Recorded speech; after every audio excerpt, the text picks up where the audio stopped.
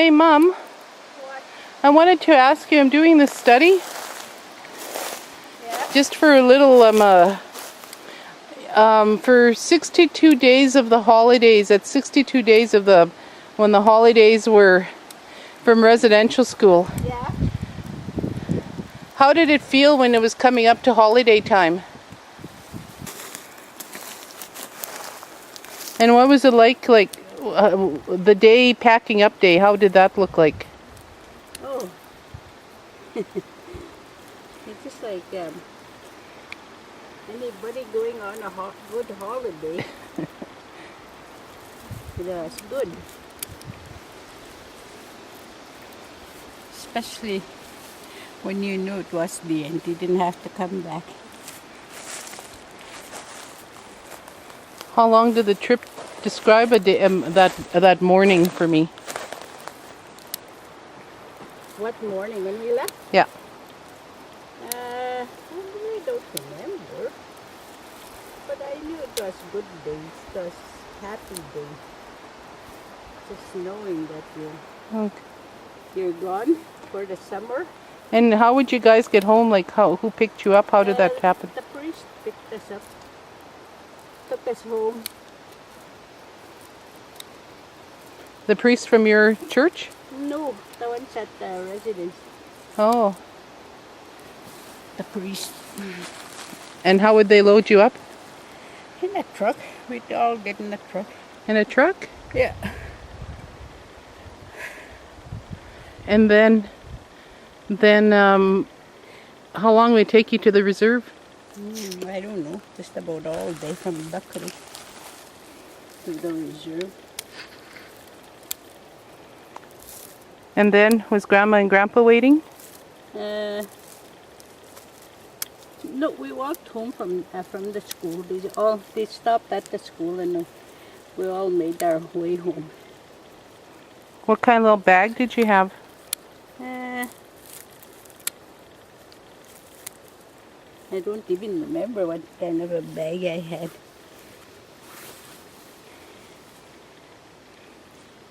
I think just little gunny sacks, little bags, not gunny sacks, but little bags. And then, what happened? What did you guys do for summer holidays? My mom and dad used to go to the bush pick Seneca Road or blueberries. Most of the time we were in the bush all summer. Oh. And what about, you knew it was summertime, holidays are coming to an end, what did you feel? I don't know, I don't remember how I felt. Were you excited to go back there? No, we had to go back, but we weren't our own bosses. My dad thought he was doing good sending us over there. Mm-hmm. But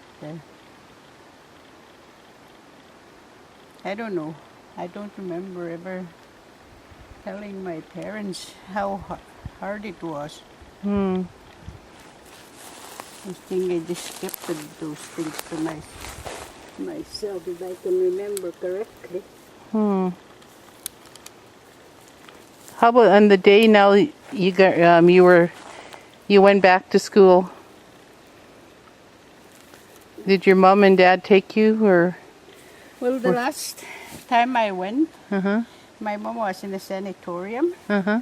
and my dad wasn't home. I don't know where he went. He was gone that morning, so I couldn't leave the little boys, Leo and Walter. Uh-huh. They were only 4 and 5, I think. Uh-huh. So I took them with me we waited and waited over there by the road. Mm-hmm. And I told the father, I'm not going back. I said, I got my 2 little brothers. I can't leave them. Nobody to look after them. He said, bring them. We'll take them along. And that's how Uncle Walter and Uncle Leo got to be at school. Oh.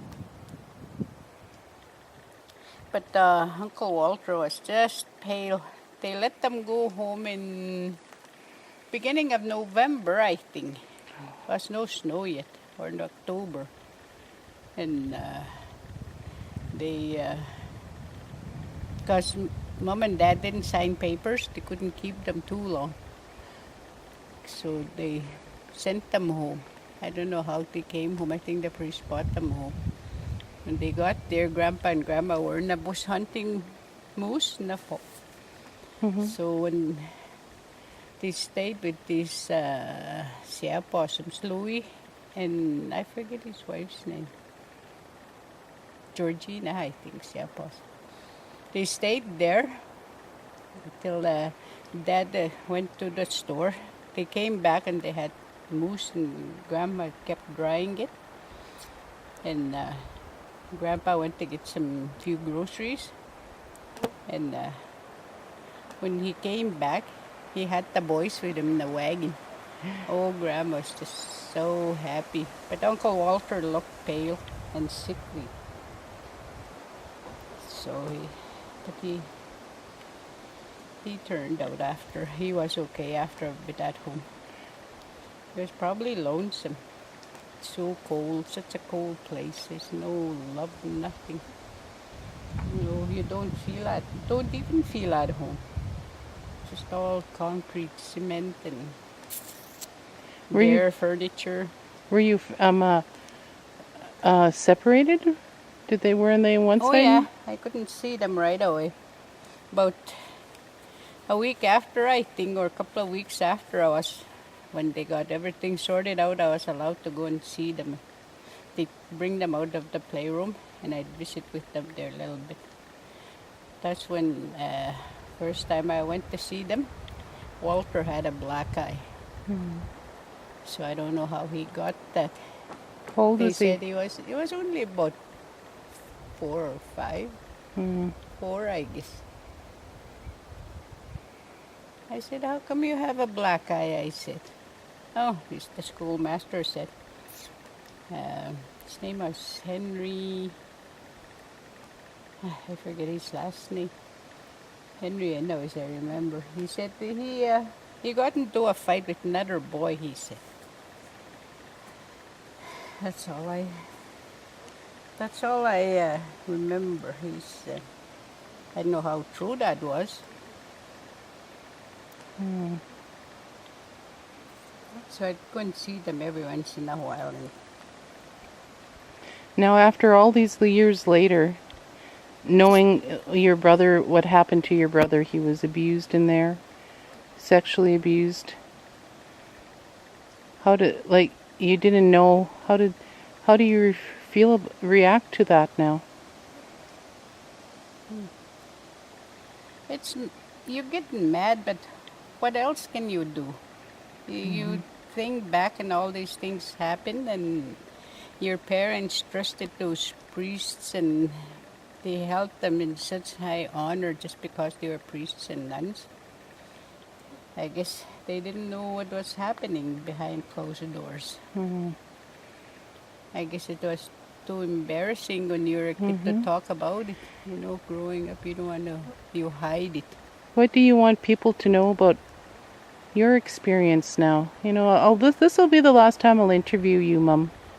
I hope so. It's getting know. hard. I know. What did you ask me? What do you want people to know? Oh, I want them to know the truth, what happened in there. And I think lots of people hear what happened in there. It was a horrible place to be How did at. it change you? I don't know how it changed me, but it was a sad life. I don't know how it changed me. Maybe I could have had a better life. I would have done better in the other day's school. I don't know.